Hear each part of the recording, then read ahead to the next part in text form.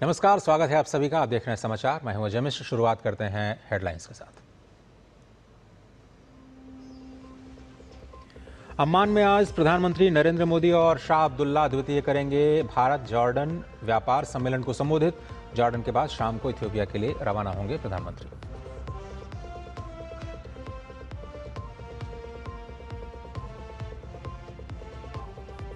मनरेगा की जगह नया कानून लाने की तैयारी में आज सरकार। आज 12 बजे के बाद लोकसभा में पेश किया जाएगा विकसित भारत जी रामजी विधेयक।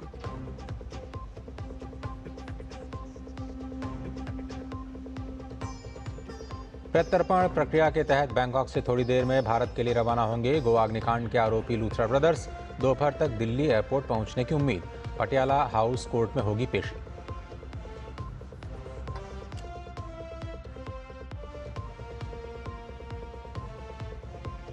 विदेश मंत्री डॉक्टर जयशंकर का यूएई में द्विपक्षीय व्यापार, निवेश, फिनटेक जैसे क्षेत्रों में वृद्धि पर जोर। आज इजरायल के विदेश मंत्री के साथ करेंगे मुलाकात।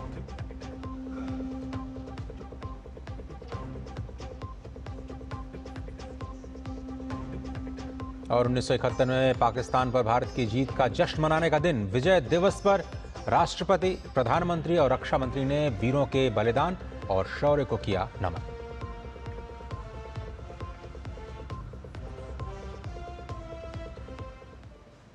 एक बार फिर से स्वागत है आप सभी का। और आज की सबसे बड़ी खबर है लोकसभा से। सरकार मनरेगा की जगह अब नया कानून लाने जा रही है और इसका नाम है विकसित भारत गारंटी फॉर रोजगार एंड आजीविका मिशन ग्रामीण विधेयक। इससे आसान भाषा में विकसित भारत जी राम जी विधेयक कहा जा रहा है। कृषि मंत्री शिवराज सिंह चौहान आज लोकसभा में 12 बजे के बाद ये विधेयक पेश करेंगे। लोकसभा में कृषि मंत्री विधेयक पेश करेंगे। 12 बजे का इंतजार क्यों किया जा रहा है ये परिवर्तन, इस पर हमारी निगाह। आपको बताएंगे कि क्या कुछ है इस नए विधेयक में, जिसका नाम है विकसित भारत जी राम जी अधिनियम 2025। फिलहाल विधेयक के तौर पर पेश किया जाएगा। संसद से पारित होने के बाद ये बन जाएगा अधिनियम।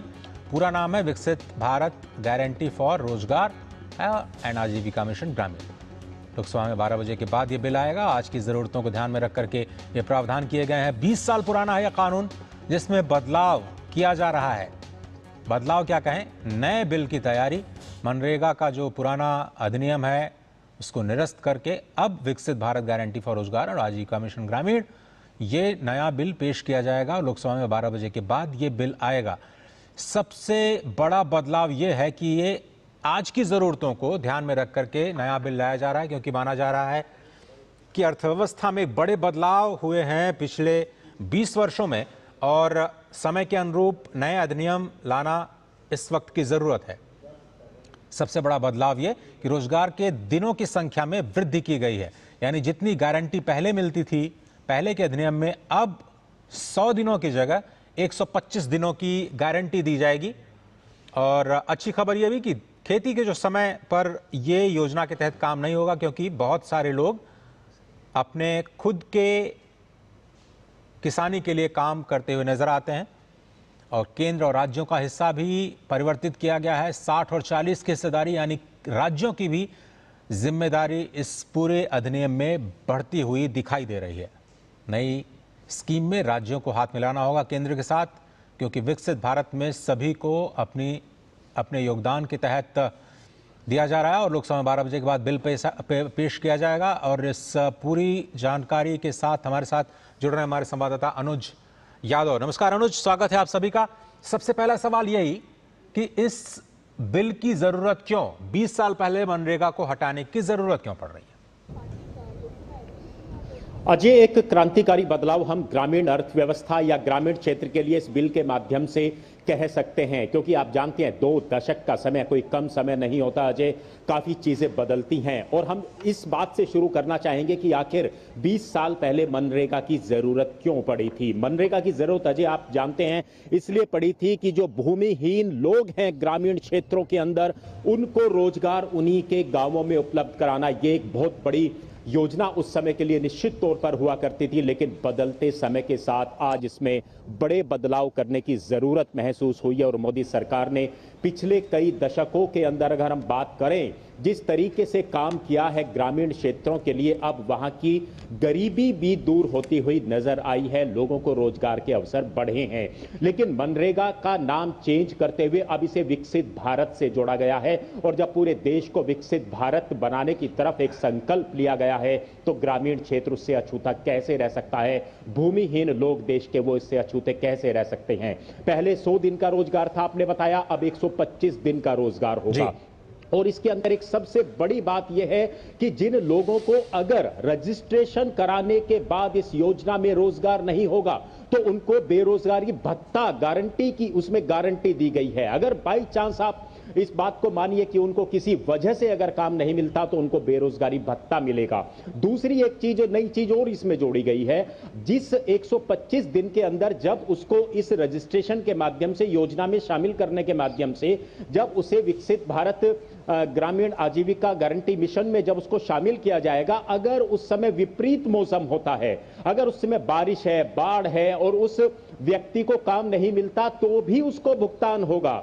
और बाकी चीजों की मैं बात करूं जो मनरेगा के अंदर लगातार तमाम कोशिशों के बावजूद दूर नहीं हो रही थी, बड़ी बड़ी अखबारों और मीडिया में खबरें बनती थी, फर्जी लोग मनरेगा में शामिल होते थे। हम जानते हैं कि ग्रामीण के जो दबंग लोग हैं उनके भी नाम मनरेगा में शामिल होते हुए देखे गए थे। भुगतान के अंदर पारदर्शिता नहीं थी, पूरी तरीके से डिजिटल भुगतान होगा, पारदर्शिता इसके अंदर लाई जाएगी और सबसे बड़ा फायदा तो महिलाओं को होगा, जो ग्रामीण क्षेत्र से जुड़ी हुई महिलाएं हैं। और एक सबसे बड़ी बात, क्योंकि मोदी सरकार ने लगातार इस बात को कहा है, जब भी गांवों की बात होती है, जब भी भूमिहीन या छोटे सीमांत किसानों की बात होती है, तो मोदी सरकार का कहना है कि उनके लोगों को, ग्रामीण लोगों को गांव में ही काम मिलना चाहिए, पलायन नहीं होना चाहिए। हम जानते हैं देश के अंदर आज भी कई ऐसे राज्य हैं जो छोटे छोटे काम धंधों के लिए लोगों को पलायन करना पड़ता है, अपना गांव घर छोड़ना पड़ता है। अजय, इस नए कानून को बनने के बाद उसकी जरूरत लोगों को नहीं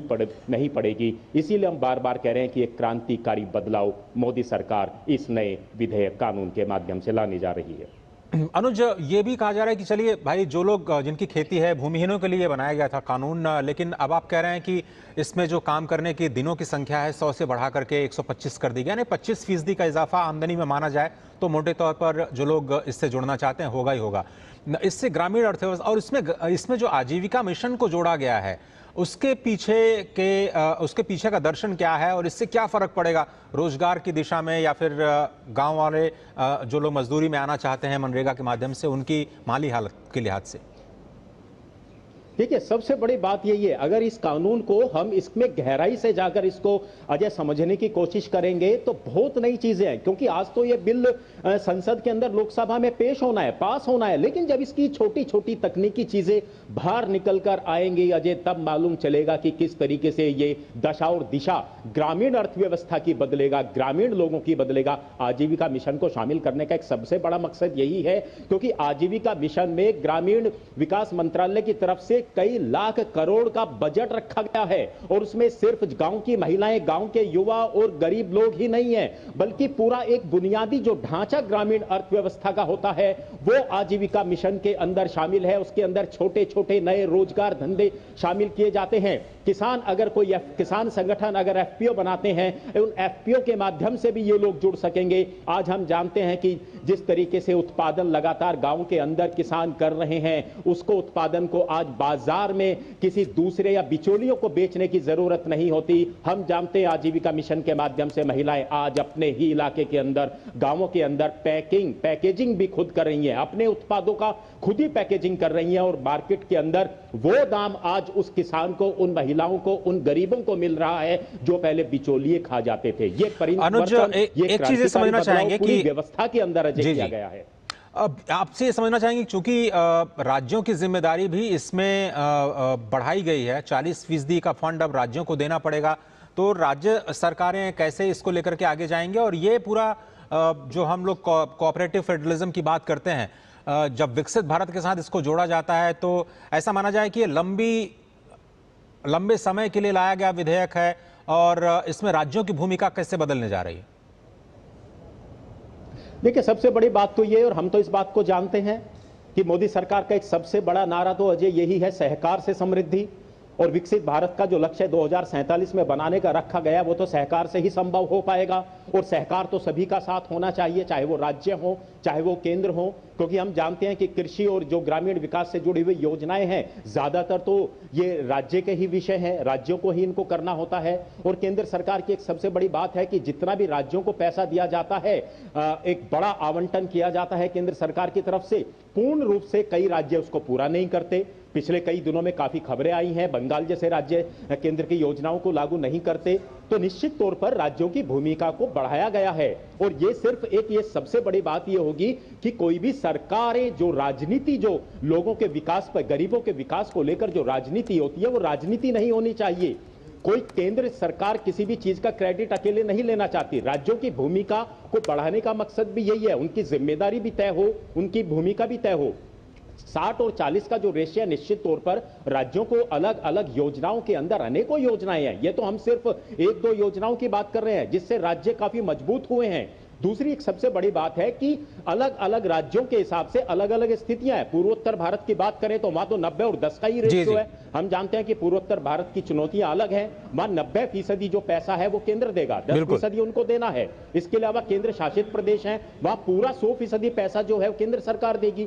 तो निश्चित तौर पर सहकार से समृद्धि, सहभागिता से कैसे विकसित भारत बनाया जाएगा, एक बड़ी परिकल्पना मोदी सरकार ने रखी है। और निश्चित तौर पर अगर विपक्ष का साथ मिलता है तो इस तरह के जो नए कानून और नए बदलाव समय के हिसाब से होते हैं तो निश्चित तौर पर एक बहुत बड़ा मैसेज सत्ता पक्ष और विपक्ष दोनों की तरफ से जाएगा। देखने वाली बात होगी जब आप लोकसभा के अंदर आज ये बिल पेश होगा तो इस पे विपक्ष का क्या रुख रहता है। एक अंतिम सवाल अनुज, ये कि ये जो 60 दिनों का ब्रेक दिया गया है वो भी खेती के समय में, वो क्यों किया गया है? क्या इस वजह से क्योंकि खेती के लिए मजदूरी करने वाले लोग मिलते नहीं है तो वहां पर शिफ्ट हो जाए? तो ये मैक्सिमम 60 डेज है।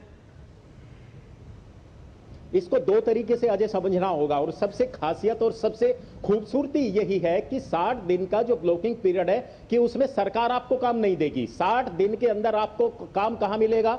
उन किसानों के यहां काम मिलेगा जब कटाई और बुआई का समय होता है। और ऐसे में एक सबसे बड़ी समस्या आज जो इस बिल के माध्यम से दूर हो जाएगी, इस नए कानून के माध्यम से अजय, वो ये है कि मजदूरी के लिए किसानों को अपने इलाके के अंदर मजदूर नहीं मिलते हैं और मजदूरों को मजदूरी के लिए पलायन करना पड़ता है। तो देखिए क्या बड़ी विपरीत स्थितियां पिछले कई वर्षों से बनी हुई थी कि मजदूर को तो पलायन करना पड़ेगा रोजगार के लिए और किसानों को मजदूर नहीं मिलते थे। तो ऐसे में मान के चलिए कि 125 दिन तो सरकार आपको काम दे रही है और 60 दिन भी आपको काम उस इलाके में मिलने जा रहा है, उसके लिए आपको पलायन करने की जरूरत नहीं है। तो निश्चित तौर पर 125 में 60 दिन और जोड़ दीजिए, उस हिसाब से देखिए कि 365 दिन में अब 200 से ज्यादा, बल्कि 200 के आसपास की हम बात करें तो ये रोजगार तो उनको अपने इलाकों में ही मिल जाएगा। तो इसीलिए हम बार बार इसको एक क्रांतिकारी बदलाव कर रहे हैं। इस नए कानून के माध्यम से एक बहुत बड़ा बदलाव ग्रामीण क्षेत्र के अंदर वहां के लोगों को होने वाला है। बहुत धन्यवाद अनुज, आपने मूलभूत जो बदलाव किए गए उसकी जानकारी दी। थोड़ा सा ऑप्टिक्स जरूर है, उस ऑप्टिक्स पर किस तरह से राजनीति होती है वो भी देखना होगा, थोड़ा सा इंतजार करना पड़ेगा। फिलहाल धन्यवाद आपका वक्त देने के लिए। और एक छोटा सा ब्रेक लेते हैं, ब्रेक के उस पार खबरें और भी हैं और लूथरा ब्रदर्स कब तक दिल्ली पहुंचे हैं आपको बताएंगे। एक छोटा सा ब्रेक, कहीं मत जाइए, देखते रहिए समाचार।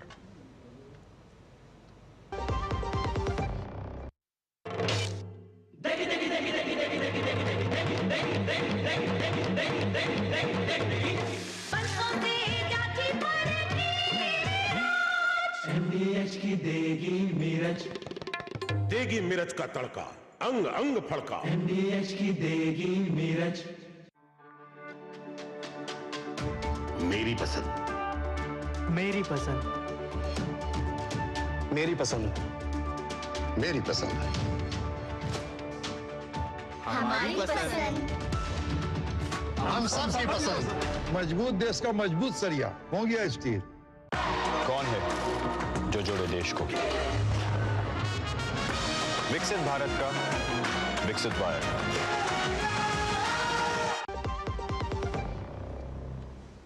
आज की दूसरी बड़ी खबर है कि आज दिल्ली पहुंच जाएंगे लूथरा ब्रदर्स। आपको बता दें कि लूथरा ब्रदर्स वही हैं जो कि गोवा अग्निकांड से जुड़े हुए हैं और खबरों पर अगर निगाह डालें तो ये वहां से बैंकॉक एयरपोर्ट पहुंच चुके हैं आरोपी लूथरा ब्रदर्स और शायद वहां से उनका जो विमान है वो दिल्ली के लिए रवाना भी हो चुका है। आज थोड़ी देर में उनको दिल्ली लाया जाएगा, पटियाला हाउस कोर्ट में पेश किया जाएगा। गोवा नाइट क्लब अग्निकांड में 25 लोगों की मौत हो जाने के मामले में लूथरा ब्रदर्स को आज थाईलैंड से दिल्ली डिपोर्ट करने की जो प्रक्रिया है वो की जा रही है। दोपहर बाद किसी भी समय उनकी फ्लाइट दिल्ली आ सकती है, इस पर हमारी निगाह बनी हुई है। आज पटियाला हाउस कोर्ट में पेश किया जाएगा। ऐसा भी बताया जा रहा है कि गोवा पुलिस ने भी अपने ऑफिसर्स यहाँ पर भेजे हैं गिरफ्तारी के लिए उनको, और बैंकॉक एयरपोर्ट पर ये जो तस्वीरें हैं वो हमारे पास पहुँची हैं, जो हम आप तक पहुँचा रहे हैं। भारत सरकार ने अनुरोध किया था, थाईलैंड पुलिस ने इन्हें फुकेट में होटल से गिरफ्तार किया था और उसके बाद इंटरपोल के जरिए ब्लू नोटिस जारी करने के बाद भारत सरकार के इस अनुरोध पर थाईलैंड पुलिस ने कार्रवाई की। और ये तस्वीरें हैं बैंकॉक एयरपोर्ट की, जहां से उन्हें डिपोर्ट करने की प्रक्रिया की जा रही है। गोवा अग्निकांड से जुड़ी बड़ी खबर ये कि लूथरा ब्रदर्स को अब भारत ले आया जा रहा है।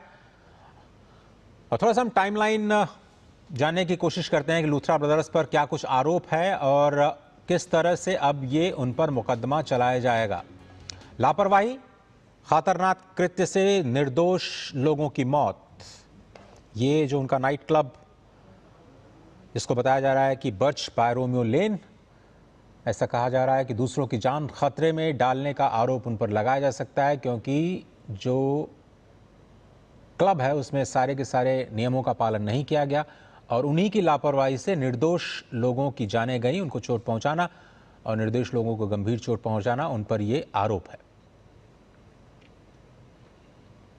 साजिश मंशा से अपराध किए गए, ये भी पता लगाने की कोशिश की जाएगी कि क्या इसके पीछे कोई आपराधिक साजिश तो नहीं थी। गोवा के नाइट क्लब में जो 6 दिसंबर को आग लगने की वजह से जो 25 लोगों की मौत हो चुकी थी और फर्जी और अवैध एनओसी और असुरक्षित परिसर रहा किस तरह से, क्या जो एनओसीज लिए गए थे नाइट क्लब को चलाने के लिए वो बिल्कुल गैर कानूनी थे या फिर गलत तरीके से जुटाए गए थे, ये उन पर आरोप था।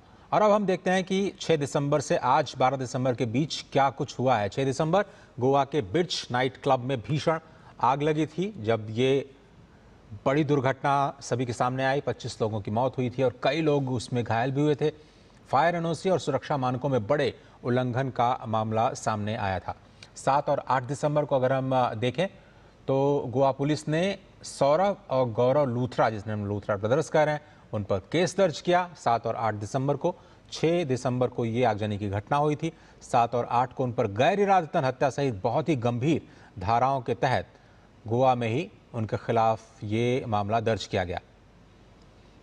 इंटरपोल का ब्लू कॉर्नर नोटिस जारी किया गया 9 दिसंबर को, क्योंकि वो दिल्ली से थाईलैंड भाग गए। भागने की वजह का अभी पता नहीं लग पाया है कि क्या वो वाकई भागे थे या फिर उनका पहले से प्री प्लान था जाने का, लेकिन इंटरपोल का ब्लू कॉर्नर नोटिस जारी किया गया और उसके बाद लूथरा ब्रदर्स के पासपोर्ट को रद्द कर दिया गया। 10 दिसंबर को दिल्ली की कोर्ट से लूथरा ब्रदर्स की अग्रिम जमानत याचिका को भी खारिज कर दिया गया। 11 दिसंबर को थाईलैंड की पुलिस ने लूथरा ब्रदर्स को डिटेन कर लिया और भारतीय एजेंसियों के संपर्क में प्रत्यर्पण प्रक्रिया में सक्रिय हो गई और प्रत्यर्पण की जो प्रक्रिया है उसको शुरू किया जा चुका। दिल्ली से देवांशु मल्होत्रा हमारे साथ जुड़े हैं। देवांशु, क्या खबर है, कब तक ये जो लूथरा ब्रदर्स हैं दिल्ली एयरपोर्ट पर पहुंचने की खबर आ रही है आपके पास? देखिए, बिल्कुल आपको बताना चाहूंगा कि लूथरा ब्रदर्स आज दोपहर 2 बजे से पहले हम उम्मीद कर रहे हैं कि दिल्ली लैंड करेंगे। उनकी फ्लाइट वहां से टेक ऑफ करती है और कुछ ही देर बाद जो लूथरा ब्रदर्स हैं वो दिल्ली एयरपोर्ट पर पहुंचेंगे और यहां से उनको पटियाला हाउस कोर्ट ले जाया जाएगा, जहां पर गोवा पुलिस जो है वो उनकी ट्रांजिट रिमांड मांगती हुई नजर आएगी। जिसके बाद लूथरा ब्रदर्स को यहां से ले जाकर गोवा की जो लोकल अदालत है वहां पर पेश किया जाएगा और वहां पर जो है पुलिस कस्टडी की डिमांड गोवा पुलिस करती हुई नजर आएगी। तो उम्मीद कर रहे हैं कि करीब 4 घंटे की फ्लाइट है और 4 घंटे बाद लूथरा ब्रदर्स दिल्ली एयरपोर्ट पर पहुंचेंगे। इसके अलावा जानकारी यह भी है कि दिल्ली एयरपोर्ट पर न केवल गोवा पुलिस बल्कि उनकी मदद करने के लिए दिल्ली पुलिस की क्राइम ब्रांच भी पहुंचने वाली है और वो दिल्ली पुलिस की क्राइम ब्रांच गोवा पुलिस मिलकर लूथरा ब्रदर्स को यहां से सुरक्षा के घेरे में पटियाला हाउस कोर्ट ले जाएगी, जहां पर गोवा पुलिस उनकी ट्रांजिट रिमांड मांगती हुई नजर आएगी। जी दिवांशु, ये इतनी जल्दी ये सब कैसे हो पाया कि 6 तारीख को आग लगी, उसके बाद वो लोग थाईलैंड भाग गए, और क्या वाकई वो भागे थे या फिर उनका प्री प्लान था? ये कैसे हो पाया कि इतना जल्दी प्रत्यर्पण की प्रक्रिया को अंजाम दिया गया? देखिए बिल्कुल आपको बताना चाहूंगा, जब ये घटना हुई उसके बाद जो लूथरा ब्रदर्स हैं उनको ये लग गया था कि उनके क्लब के पास पूरे डॉक्यूमेंट्स नहीं हैं, पूरे लाइसेंसेस नहीं हैं और वो इस पूरे मामले में गिरफ्तार हो सकते हैं। और यही वजह है कि उन्होंने तुरंत थाईलैंड की फ्लाइट बुक कराई और वहां से वो फुकेट भाग गए। लेकिन जब पुलिस ने अपनी जांच शुरू की तो उनकी लोकेशन सबसे पहले पता चल पाई कि आखिर वो कहां हैं। पुलिस को पता चला कि वो फुकेट में है। आपको बात और बताना चाहूंगा कि भारत की थाईलैंड के साथ एक्स्ट्राडिशन ट्रीटी है और उसी ट्रीटी के तहत जो है वो उनको भारत लाया जा रहा है। आपको बताना चाहूंगा कि भारत की जो सेंट्रल एजेंसियां हैं इंक्लूडिंग सीबीआई, उन्होंने थाईलैंड की जो लोकल अथॉरिटीज हैं उनसे संपर्क किया और सबसे पहले फुकेट में इनको वहां से डिटेन कराया और डिटेन कराने के बाद जो पूरी कार्रवाई होती है उसको पूरा किया गया। उनका जो इमरजेंसी ट्रैवल सर्टिफिकेट है वो वहां की जो एम्बेसी है, इंडियन एम्बेसी, उसने जारी किया और आखिरकार उनको अब भारत लाया जा रहा है। तो हम उम्मीद कर रहे हैं कि कुछ देर बाद वो भारत पहुंचेंगे और आगे की जो कानूनी प्रक्रिया है वो भारत में की जाएगी। जी, ये पूरी प्रक्रिया गोवा में ही चलेगी और अगर उनके खिलाफ आरोप साबित होते हैं देवांशु, तो फिर कितनी अधिकतम सजा का प्रावधान है? क्योंकि ये लापरवाही का मामला छोटा नहीं कहा जा सकता, गैर इरादतन हत्या का मामला उनके खिलाफ दर्ज किया गया है। देखिए बिल्कुल, जब ये अग्निकांड हुआ उसके बाद तुरंत गोवा पुलिस ने इस पूरे मामले में एफआईआर करी, क्योंकि एफआईआर में हम कह सकते हैं कि वो जो गंभीर धाराएं हैं उनको इंक्लूड किया गया, जिससे जब कोर्ट में ट्रायल होगा तो इन लूथरा ब्रदर्स को जमानत लेने में काफी दिक्कतों का सामना करना पड़ेगा। और यही वजह है कि culpable homicide not amounting to murder का मुकदमा इस पूरे मामले में दर्ज किया गया। और आने वाले दिनों में जब गोवा पुलिस इन लूथरा ब्रदर्स को कोर्ट में पेश करेगी, वहां पर इनकी पुलिस कस्टडी मांगेगी और पुलिस कस्टडी में जो लूथरा ब्रदर्स हैं तमाम सवालों के जवाब देते हुए नजर आएंगे। और उसके बाद जब इस पूरे मामले का ट्रायल चलेगा तो कोर्ट भी इनसे सवाल करेगा कि जब तुम्हारे क्लब में इतना बड़ा अग्निकांड हुआ और वहां पर जब 25 जिंदगियां जो हैं जलने को मजबूर थी और कहीं ना कहीं आग की लपटों में ये जिंदगियां फंसी हुई थी, उस वक्त आप जो है वहां से फरार क्यों हो रहे थे?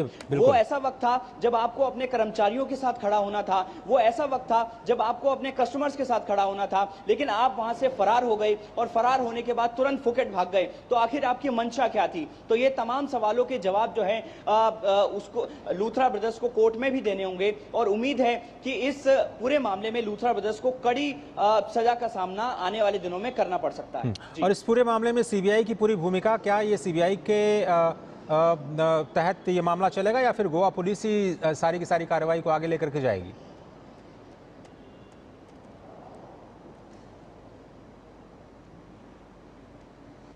दिव्यांशु, चलिए कोशिश करेंगे दिव्यांशु आपसे जुड़ने के। बहुत बहुत धन्यवाद आपका इन तमाम जानकारी के साथ दिल्ली एयरपोर्ट से हमारे साथ जुड़ने के लिए।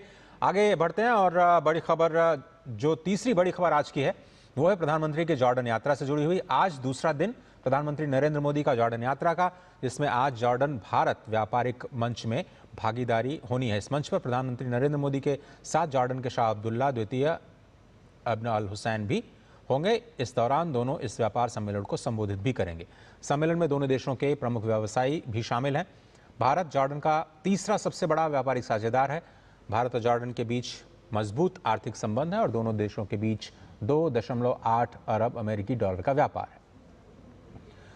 जॉर्डन भारत को विशेष तौर पर फर्टिलाइजर्स और खासतौर पर फॉस्फेट और पोटाश का एक प्रमुख सप्लायर है। जॉर्डन में 17,500 से ज़्यादा भारतीय प्रवासी लोग रहते हैं, जिनमें से अधिकतर कपड़ा, कंस्ट्रक्शन और मैन्युफैक्चरिंग जैसे क्षेत्रों में कार्यरत हैं। और प्रधानमंत्री नरेंद्र मोदी आज जॉर्डन के बाद इथियोपिया के लिए रवाना होंगे। 2 दिवसीय इस यात्रा में प्रधानमंत्री अपने इथियोपियाई समकक्ष के साथ भारत इथियोपिया द्विपक्षीय संबंधों के सभी पहलुओं पर व्यापक बातचीत करेंगे। इथियोपिया वैश्विक दक्षिण में भारत का एक विश्वस्त साझेदार और घनिष्ठ मित्र देश है। द्विपक्षीय संबंधों के साथ कैसे ये यात्रा सहयोग को और गति देगी, इथियोपिया और अफ्रीकी संघ में भारत के राजदूत अनिल कुमार राय से खास बातचीत की हमारे संवाददाता अश्विनी मिश्रा ने। प्रधानमंत्री जी हर वैश्विक मंच में साउथ साउथ कोऑपरेशन की बात करते हैं, वॉइस ऑफ ग्लोबल साउथ की बात करते हैं। उस लिहाज से एक समावेशी ग्लोबल ऑर्डर बनाने में यात्रा कितनी कारगर साबित होने वाली है? आपने बिल्कुल सही कहा कि बहुत लंबे समय तक G20 के मंच पर अफ्रीका के बारे में चर्चा करने वाले जो देश थे वो अफ्रीका उस टेबल पर नहीं होता, अफ्रीकन यूनियन उस टेबल पर नहीं होता था। तो इस विसंगति को ध्यान में रखते हुए प्रधानमंत्री जी ने अपने कूटनीतिक प्रयासों के माध्यम से 2023 में भारत की अध्यक्षता में G20 को एक सदस्य के रूप में G20 में अफ्रीकन यूनियन को एक सदस्य के रूप में इंट्रोड्यूस कराया। और निश्चित जैसे आपने बताया कि भारत ग्लोबल साउथ का एक महत्वपूर्ण और मैं कहूँ कि सबसे महत्वपूर्ण लीडर है। हम ये चाहते हैं कि जो विषय हैं ग्लोबल साउथ के, जैसे कि डेवलपमेंट की एजेंडा हो, फाइनेंसिंग क्या हो, ग्रीन ग्रोथ हो या फिर डेट रिस्ट्रक्चरिंग हो, इन सभी विषयों पर ग्लोबल साउथ के जो देश हैं एक साथ मिलकर काम करें। और जो बहुत ही लंबित एक प्रक्रिया है जिसमें कि जो UN और बाकी जो मल्टीलेटरल इंस्टीट्यूशंस हैं जो दूसरे विश्व युद्ध के बाद बने, उनमें ऐसे बदलाव हों ताकि आज की विश्व की स्थिति का वो जो है झलक देख सके, एक लोकतांत्रिक स्वरूप कहीं ना कहीं मिले और सबको उसमें समावेशन उनमें हो। प्रधानमंत्री जी की यात्रा के बारे में, उनके बायलैटरल के बारे में, उनके इंगेजमेंट्स के बारे में और संभावित MOUs के बारे में जो शेयर करना चाहें। तो प्रधानमंत्री जी की बायलैटरल मीटिंग नेशनल पैलेस में होगी जहां पर उनका सेरेमोनियल वेलकम होगा और हमने बहुत ही वाइड रेंजिंग एजेंडा रखा है। और प्लस हम कोशिश हमारी ये है कि जो भी विषय हैं दोनों देश खुल कर के एक दूसरे के सामने रखें, उनके जो विषय हैं, जो समाधान हैं और ऐसे वो चीज़ें जहां पर हम एक साथ चल सकते हैं। हमने ऐसा पाया कि इंफ्रास्ट्रक्चर, इन्वेस्टमेंट, को production, agriculture, industry, IT, digital public infrastructure, mining, ये सारे वो विषय हैं जिसमें दोनों ही देश जो है आपस में अच्छी साझेदारी कर सकते हैं। बहुत बहुत धन्यवाद दूरदर्शन से बातचीत करने के लिए। तो भारत निश्चित तौर से एक स्थिर, समावेशी और एक ऐसे ग्लोबल ऑर्डर की बात करता है जिसमें दुनिया के सभी देशों और महाद्वीपों की सहमति हो, वो शरीक हो, उनकी शिरकत हो। और प्रधानमंत्री नरेंद्र मोदी की यात्रा केवल इथियोपिया ही नहीं, अफ्रीका की आवाज़ को भी वैश्विक मंचों पर मुखर करेगी। ये ग्लोबल साउथ के और साउथ साउथ कोऑपरेशन की मुखर आवाज़ बनकर उभरेगी। और साथ ही साथ प्रधानमंत्री जो ग्लोबल साउथ और साउथ साउथ कोऑपरेशन की बात करते हैं उसमें और नया आयाम जुड़ेगा। कैमरा पर्सन शुभम और ललित के साथ Ashwini Kumar Mishra, DD news, Aedes अबाबा, Ethiopia. और इथियोपिया के विकास में भारतीयों के योगदान का अंदाज इस बात से लगाया जा सकता है कि 1955 में भारतीय समुदाय ने राजधानी अदिस अबाबा में महात्मा गांधी मेमोरियल अस्पताल का निर्माण भारतीयों के चंदा इकट्ठा करके किया। आज ये अस्पताल इथियोपिया का सबसे बड़ा मैटरनिटी हॉस्पिटल है जहां महिलाएं प्रसूति संबंधी हर समस्या का निदान देखती हैं। जैसे अदिस अबाबा से देखिए हमारे संवाददाता अश्विनी मिश्र की यह स्पेशल रिपोर्ट। महात्मा गांधी ने अगर साउथ अफ्रीका में फीनिक्स फार्म की स्थापना की थी तो यहाँ अदीस अबाबा में महात्मा गांधी जी को समर्पित एक अस्पताल को भारतीयों ने स्थापित किया 1951 में और बनकर तैयार हुआ 1955 में।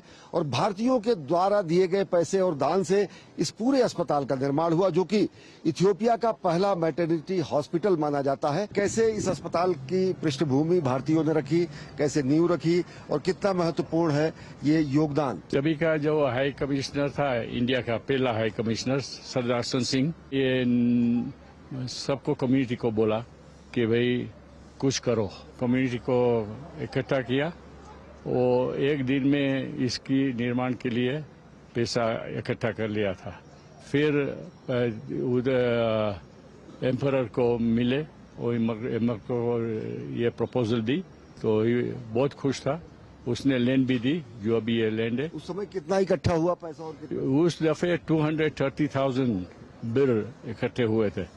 उसके जमाने में अबाउट 130,000 US डॉलर। आज के जमाने में जो आप गिनो तो ये मिलियंस के पैसे जाते हैं। तो ये जो है एक हमारा कम्युनिटी का योगदान है। बड़ी संख्या में भारतीय यहाँ पर आए, सबसे पहले गुजराती भी यहाँ इथियोपिया आने वाले लोगों में शामिल रहे। जी हाँ, कैसा संबंध, द्विपक्षीय संबंध, भावनात्मक संबंध? बहुत अच्छा संबंध रहा। वो अभी तक भी संबंध बहुत है, क्योंकि वो लोग हमको हम उस लोग के जैसे ही मानते हैं। और आगे कितना देखते हैं जब प्रधानमंत्री नरेंद्र मोदी अब आ रहे हैं और संबंध और ज्यादा मजबूत? संबंध तो बहुत ही मजबूत होंगे। पहले से मैं जब बोल रहा हूँ, इधर से कम्युनिटी इकट्ठी हुई थी 130 साल पहले हिंदू महाजन के नाम पे। वो हिंदू महाजन अभी तक भी चल रहा है एंड वेरी एक्टिव है। एंड सारे हिंदू धर्म के सब फेस्टिवल सब कुछ हम ऑब्जर्व करते हैं। एंड इसमें गवर्नमेंट का भी बहुत सपोर्ट है, इथियोपियन प्रजा का भी सपोर्ट है और भविष्य में बहुत अच्छा होने वाला है। फंक्शंस भी होंगे, करते हैं सब कुछ। नवरात्रि होती है, दिवाली होती है, सब कुछ होता है इधर। What do you think? It's a nice example of Indian communities give to Ethiopia and you people. Now Prime Minister Narendra Modi is coming to Addis Ababa. At country level, strong bilateral relationships will be enhanced, and different sectors will be enhanced by the arrival of His Excellency, the Prime Minister of India, Narendra Modi. At Gandhi level, Gandhi Memorial Hospital has been an icon of the relationship between Indian and Ethiopian government, Indian community and Ethiopian community. I believe that the icon will flourish much more, and the Indian community, the Indian government and His Excellency Prime Minister Narendra Modi will support every endeavor that the hospital management have been doing. We have been expanding the hospital service, the magnitude. We have been developing the institution to provide a much comprehensive and excellent service. We are also planning to advance the city government of Addis Ababa, under which the hospital is being rolled, as provide an additional land for the expansion of the hospital. चाहे वो चिकित्सा का क्षेत्र हो, चाहे वो शिक्षा का क्षेत्र हो, चाहे वो व्यापार का क्षेत्र हो, उसमें भारत अपना और योगदान बढ़ाए और साथ ही साथ जो संबंध है दशकों पुराने वो और मजबूत हो। कैमरा पर्सन ललित के साथ Ashwani Kumar Mishra, Mahatma Gandhi memorial hospital, अदीस अबाबा, Ethiopia. और इथियोपिया ही नहीं, समूचे अफ्रीका में बड़ी संख्या में भारतीय शिक्षकों ने यहाँ की प्राइमरी से लेकर के उच्च शिक्षा के क्षेत्र में कई पीढ़ियों को शिक्षित किया है। इथियोपिया की राजधानी अदीस अबाबा में एक ऐसे स्कूल का जायजा लिया हमारे संवाददाता अश्विनी मिश्र ने, जहां आज भी भारत के अध्यापक शिक्षा और संस्कार दोनों ही दे रहे हैं। मछली जल की रानी है, जीवन इसका पानी है, इस कविता का पाठ कर रहे हैं अदीस अबाबा में छोटे छोटे नन्हे मुन्ने बच्चे। हम हैं अदीस अबाबा के इंडियन इंटरनेशनल स्कूल में, जिसकी स्थापना 2006 में हुई।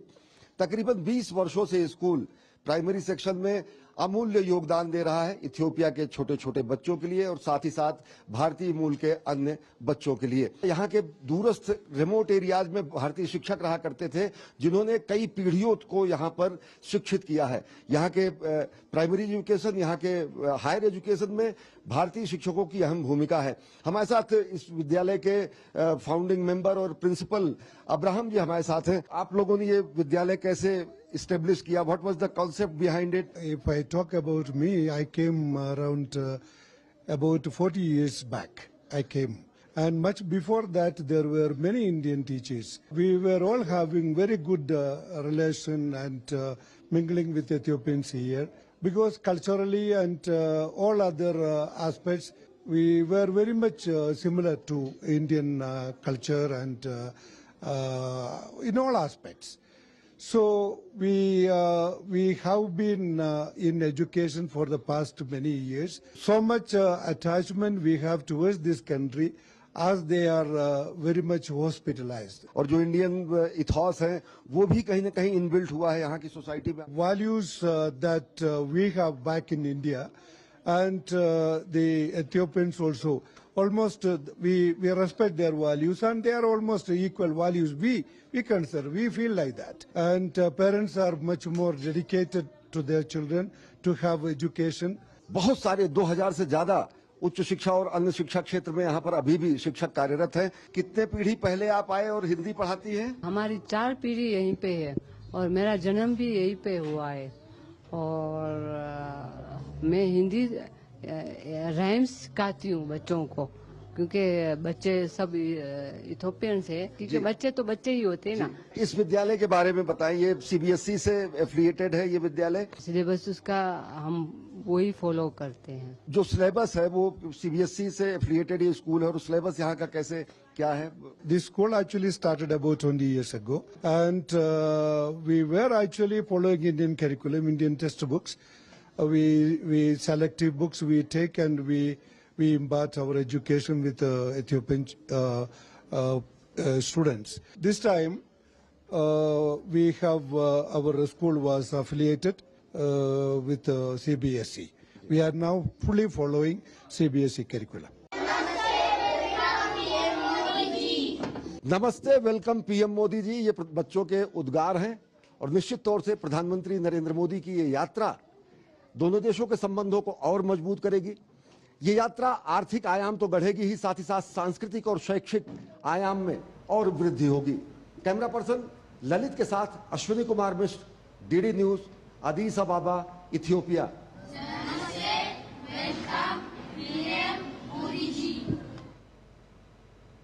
विदेश मंत्री डॉक्टर एस जयशंकर ने अबू धाबी में 16वें ज्वाइंट कमीशन और 5वें स्ट्रैटेजिक डायलॉग की सह-अध्यक्षता की है। विदेश मंत्री ने कहा कि संयुक्त अरब अमीरात के उप प्रधानमंत्री और विदेश मंत्री शेख अब्दुल्ला बिन जायद अल नाहयान के साथ 16वें ज्वाइंट कमीशन और 5वें स्ट्रैटेजिक डायलॉग की सह-अध्यक्षता कर प्रसन्नता हुई। दोनों देशों ने कॉम्प्रिहेंसिव स्ट्रैटेजिक पार्टनरशिप के सभी पहलुओं की समीक्षा की और भविष्य के लिए मुख्य प्राथमिकताओं की पहचान भी की है। बैठक के दौरान भारत की संयुक्त अरब अमीरात के बीच सेपा और बीआईटी के बाद द्विपक्षीय व्यापार, निवेश, फिनटेक और डिजिटल कनेक्टिविटी में महत्वपूर्ण वृद्धि पर जोर दिया गया। इसके साथ ही कनेक्टिविटी और लॉजिस्टिक्स में संभावनाओं, ऊर्जा सहयोग का विस्तार, शैक्षिक संबंधों और सांस्कृतिक आदान प्रदान को और मजबूत करना, रक्षा और सुरक्षा सहयोग में मजबूती और बहुपक्षीय मंचों और त्रिपक्षीय तंत्रों में घनिष्ठ समन्वय पर भी चर्चा की गई। डॉक्टर एस जयशंकर ने कहा कि विश्व में भारत यूएई का गहरा सहयोग साझा हितों को आगे बढ़ाता है और क्षेत्रीय तथा वैश्विक स्थिरता में योगदान देता है। छोटा सा ब्रेक लेते हैं, आप देख रहे हैं समाचार।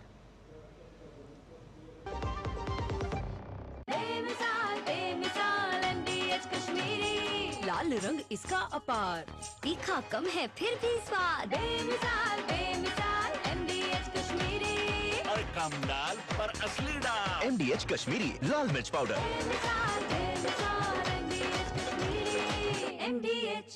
जब धरती चीर कर निकलता है लोहे का पत्थर और मिलता है मोंगिया के जोश से, फिर तपता है, पिघलता है और बनता है फौलाद।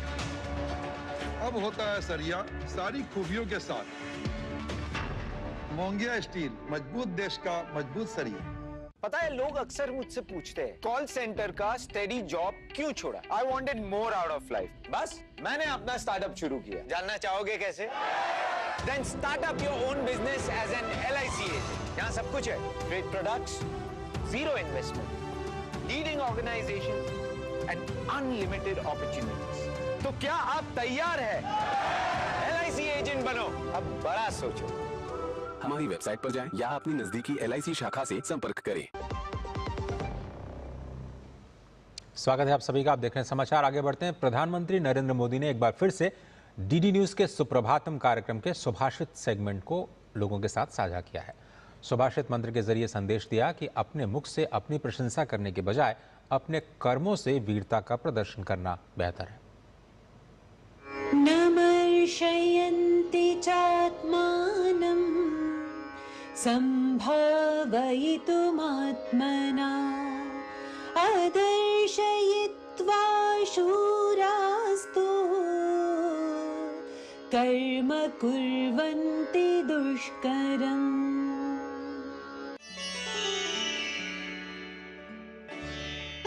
शूरवीर जनों का अपने मुख से अपनी ही प्रशंसा करना अच्छा नहीं होता। वे वाणी के द्वारा प्रदर्शन न कर दुष्कर कर्म से अपनी वीरता का परिचय दिया करते हैं। It is not good for brave men to praise themselves with their mouths, They show their heroism by difficult deeds rather than by words. चुनाव आयोग ने पश्चिम बंगाल में SIR 2026 के तहत तैयार की गई मसौदा मतदाता सूची जारी कर दी है। ECI नेट ऐप के जरिए मसौदा सूची देखी जा सकती है। ये सूची जल्द ही आयोग की वेबसाइट पर भी उपलब्ध होगी। आयोग के अनुसार ये कार्रवाई मतदाता सूची को सटीक और त्रुटि रहित बनाने के लिए की गई है। मसौदा सूची से 58,20,898 लोगों के नाम हटाए गए हैं। राज्य के 7,66,37,519 कुल मतदाताओं में से 58,20,819 नाम हटाए जाने के बाद मसौदा सूची में अब 7,08,16,621 लोगों के नाम ही हैं। जानकारी के अनुसार जिन लोगों के नाम हटाए गए उनमें कई मतदाता मृत थे, जिनकी संख्या 24,16,852, स्थानांतरित मतदाता 19,88,076 और फर्जी मतदाता 1,38,328 थे, बल्कि अन्य की श्रेणी में 57,604 लोगों को रखा गया है। चुनाव आयोग ने मतदाताओं से अपील की है कि वे अपनी स्थिति की जांच कर लें और अगर किसी मतदाता का नाम गलती से हटा दिया गया है तो निर्धारित समय सीमा के भीतर अपनी आपत्ति वो दर्ज करा सकते हैं। चुनाव आयोग ने इसके लिए ऑनलाइन और ऑफलाइन दोनों ही तरीके से फॉर्म्स उपलब्ध कराए हैं।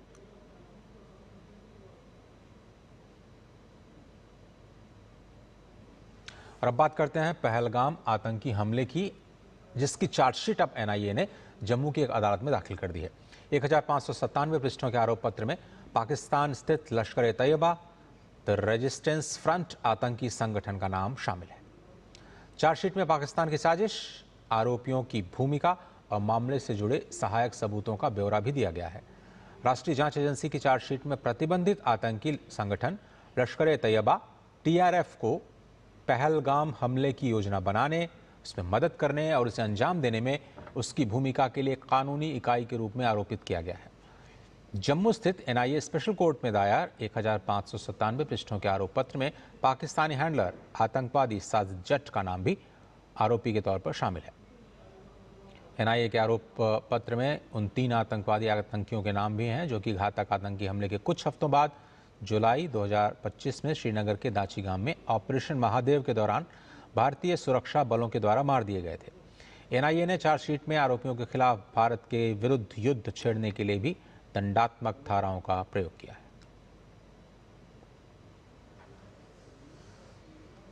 NIA की विशेष अदालत ने विशाखापट्टनम की नेवी जासूसी मामले में 2 आरोपियों को सजा सुना दी है।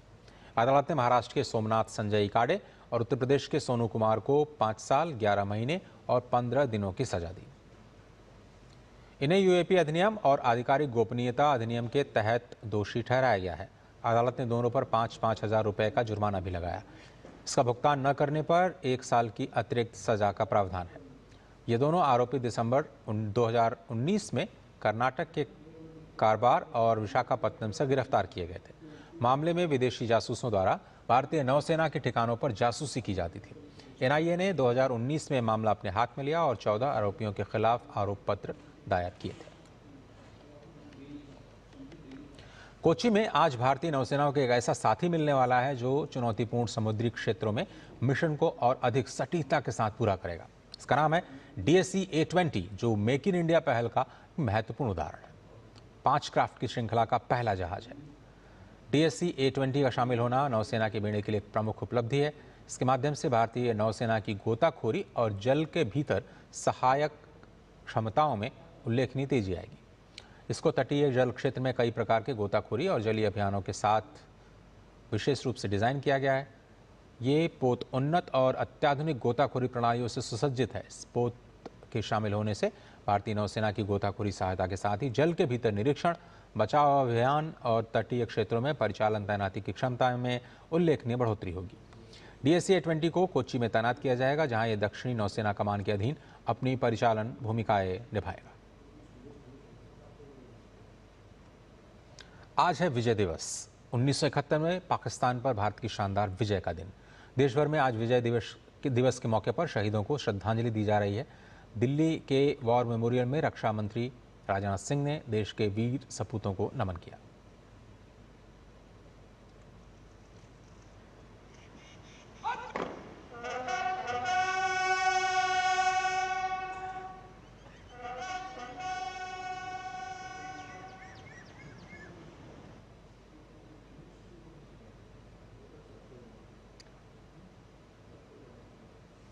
इससे पहले सोशल मीडिया के जरिए रक्षा मंत्री ने कहा कि विजय दिवस पर राष्ट्र 1971 की निर्णायक विजय दिलाने वाले भारतीय सशस्त्र बलों को गौरव और कृतज्ञता के साथ नमन करता है।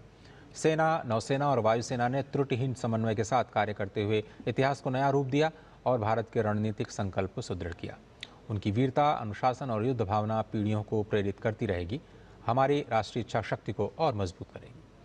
शहीदों को श्रद्धांजलि देने के लिए रक्षा राज्य मंत्री संजय सेठ भी पहुंचे। इस अवसर पर सीडीएस जनरल अनिल चौहान के साथ ही तीनों सेनाओं के प्रमुखों ने भी राष्ट्रीय युद्ध स्मारक पर शहीदों को श्रद्धांजलि दी।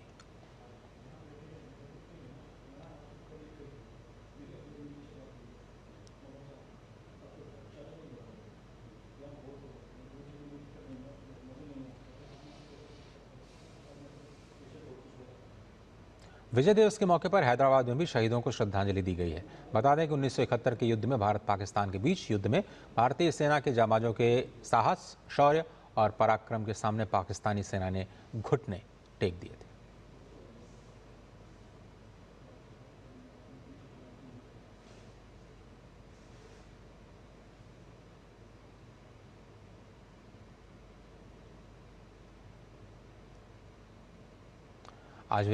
आज विजय दिवस है और 1971 में पाकिस्तान पर भारत ने आज ही शानदार विजय हासिल की थी। राष्ट्रपति द्रौपदी मुर्मू ने विजय दिवस पर देश के शहीदों को अपनी श्रद्धांजलि दी है। सोशल मीडिया एक्स पर अपने संदेश में उन्होंने कहा, उनके साहस, पराक्रम और मातृभूमि के लिए अनन्य निष्ठा ने राष्ट्र को सदा गौरवान्वित किया है। उनकी वीरता और राष्ट्र प्रेम देशवासियों को प्रेरित करते रहेंगे। भारतीय सेना की स्वदेशीकरण से सशक्तिकरण की पहल भविष्य की चुनौतियों के लिए तैयार रहने की प्रतिबद्धता को दर्शाती है। ऑपरेशन सिंदूर में सेना ने आत्मनिर्भरता, सामरिक दृढ़ता और आधुनिक युद्ध शैली के प्रभावी उपयोग का परिचय दिया, जो पूरे राष्ट्र के लिए प्रेरणा स्रोत है। मैं सभी सैनिकों और उनके परिवारों को शुभकामनाएं देती हूं। जय हिंद। और आज विजय दिवस के मौके पर प्रधानमंत्री नरेंद्र मोदी ने सोशल मीडिया एक्स पर पोस्ट करते हुए लिखा, विजय दिवस पर हम उन वीर सैनिकों को याद करते हैं जिनके साहस और बलिदान ने 1971 में भारत को ऐतिहासिक विजय दिलाई। उनके दृढ़ संकल्प और निस्वार्थ सेवा ने हमारे राष्ट्र की रक्षा की और हमारे इतिहास में गौरव का एक क्षण अंकित किया। ये दिन उनकी वीरता को सलाम और उनके अद्वितीय साहस की याद दिलाता है। उनकी वीरता भारतीय पीढ़ियों को प्रेरित करती रहेगी।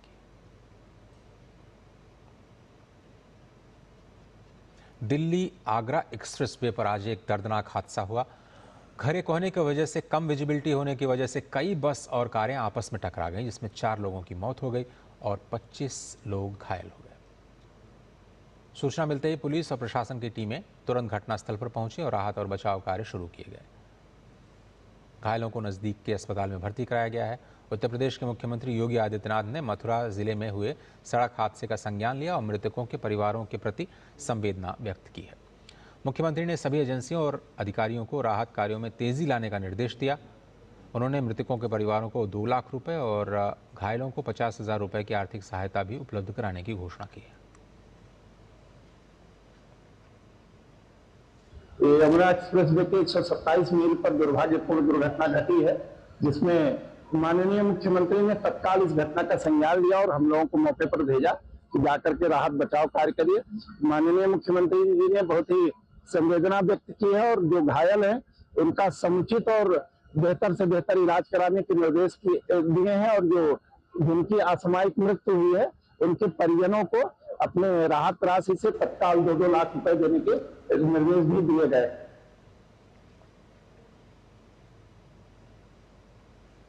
यमुना एक्सप्रेसवे पर यहाँ बलदेव थाना क्षेत्र में 127 मील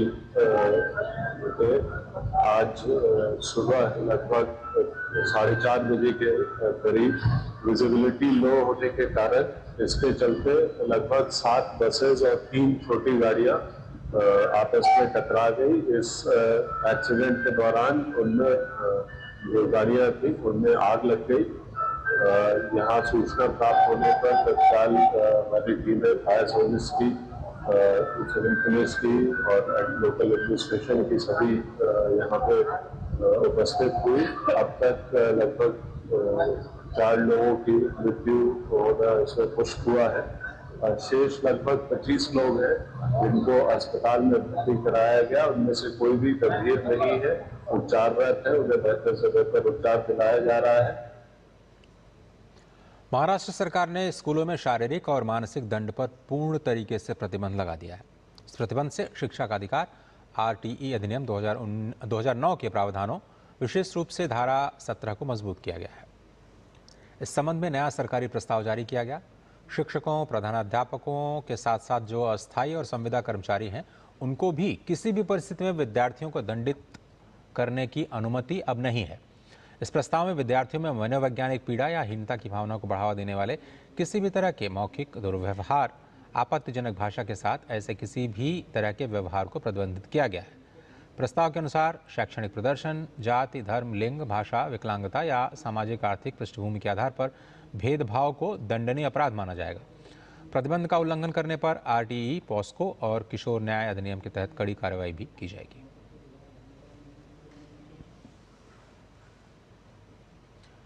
IUCTE विदेश मंत्रालय के सहयोग से वाराणसी में 7 दिनों के कैपेसिटी बिल्डिंग कार्यक्रम का आयोजन किया जा रहा है। कार्यक्रम में 24 देशों के प्रतिनिधि हिस्सा ले रहे हैं। इस कार्यक्रम का विषय है the digital pedagogy, education for tomorrow. इस दौरान शिक्षा में नवीन तकनीकों के प्रयोगों पर चर्चा की जा रही है। जब होता जा रहा है या डिजिटल टूल्स नहीं, डिजिटल टूल्स हमारी लाइफ में बहुत सारे आ गए हैं, तो जब डिजिटल टूल्स आ गए हैं तो शिक्षा भी उससे अछूती नहीं है। तो आज की तारीख में या आने वाले समय में डिजिटली किस प्रकार टीचर इक्विप्ड हो पाए और वो प्रॉपर तरीके से उसका सही उपयोग, उसकी अपनी शिक्षा को बेहतर बनाने में प्रयोग वो कैसे कर पाए, इसको सब ध्यान में रख करके ये प्रशिक्षण कार्यक्रम आयोजित किया गया है, जिसके लिए हम शुक्रगुजार हैं विदेश मंत्रालय भारत सरकार का, जिनके सहयोग और आर्थिक सहयोग दोनों से यह कार्यक्रम अपनी संपन्नता की ओर बढ़ रहा है। और कई देशों से आए शिक्षक प्रतिनिधियों में भी कार्यक्रम की भागीदारी को लेकर के काफी उत्साह है। कार्यक्रम में शामिल हो रहे विदेशी भारत की संस्कृति से प्रभावित नजर आ रहा है। I'm from Myanmar. My name is Min Nyamo. I'm here India to attend the digital pedagogy for educators tomorrow course, and at the end of the training, I will get a lot of knowledge and very good experience at teaching. Different colleagues from 24 countries. As a teacher of cross-cultural communications, I am really inspired to communicate with all colleagues because I can get knowledge about our professional specificity. I am from Myanmar, and here my name is Tweki Khai, and we came here in India to study the digital pedagogy for educator tomorrow to attend this course, and we expect that we can get after this course, and we can get the digital according to the digital tool that concern with our education system in there. Hyderabad के रविंद्र भारती परिसर में मशहूर गायक SP Balasubrahmanyam की 7.2 foot ऊंची bronze मूर्ति का अनावरण किया गया। बालासुब्रमण्यम की 7.2 फुट ब्रॉन्ज मूर्ति का निर्माण आंध्र प्रदेश के ईस्ट गोदावरी जिले में किया गया है। इस अवसर पर रविंद्र भारती में एक भव्य सांस्कृतिक कार्यक्रम का भी आयोजन किया गया। बालासुब्रमण्यम एक सिंगर, एक म्यूजिक डायरेक्टर और एक्टर भी थे। उन्होंने अलग अलग भाषाओं में 40,000 से ज़्यादा गाने गाए। इस अवसर पर पूर्व उपराष्ट्रपति वेंकैया नायडू ने कहा कि SP बालासुब्रमण्यम का योगदान भारतीय सिनेमा और संगीत के इतिहास में हमेशा अमर रहेगा। इस अवसर पर हरियाणा के पूर्व राज्यपाल बंडारू दत्तात्रेय, उद्योग मंत्री श्रीधर बाबू, भाजपा तेलंगाना अध्यक्ष रामचंद्र राव समेत कई प्रमुख हस्तियां मौजूद रहे।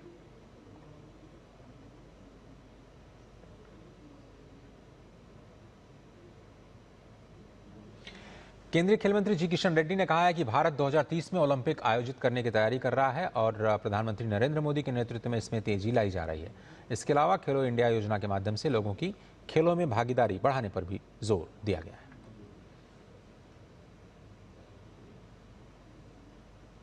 भारत को 2036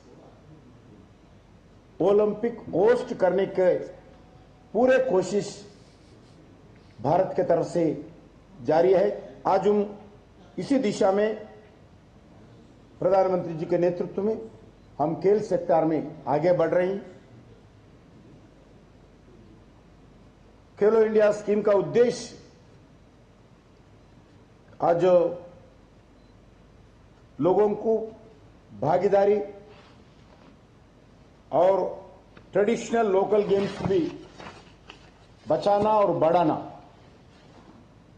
खेलो इंडिया के अंदर काम कर रही हैं। आईपीएल 2026 का मिनी ऑक्शन आज अबू धाबी में एतिहाद एरिना में किया जाएगा। इस ऑक्शन में 350 के करीब खिलाड़ी शामिल होंगे और 10 टीमें कुल 77 स्लॉट्स भरने की कोशिश करेंगी। कोलकाता नाइट राइडर्स के पास सबसे ज़्यादा 64.3 करोड़ रुपए की राशि है, जिसमें वे बड़े खिलाड़ियों पर दाव लगा सकते हैं। सभी 10 टीमें आज आईपीएल 2026 के मिनी ऑक्शन में अपनी अपनी स्क्वाड की कमजोरियों को दूर करने के लिए खिलाड़ियों की खरीद करेंगी। हालांकि केवल 77 खिलाड़ियों को ही आईपीएल 2026 के लिए किसी न किसी टीम में जगह मिलेगी। जहां एक तरफ हर टीम आगामी सीजन को जीतने के लिए अपनी बेंच स्ट्रेंथ को मजबूत करने के लिए नीलामी में उतरेगी, वहीं इस नीलामी में हिस्सा ले रहे प्लेयर्स की धड़कनें भी इस दौरान ऊपर नीचे होती दिखाई देंगी। फिलहाल समाचार के संग में सिर्फ इतना ही। दीजिए इजाजत। नमस्कार।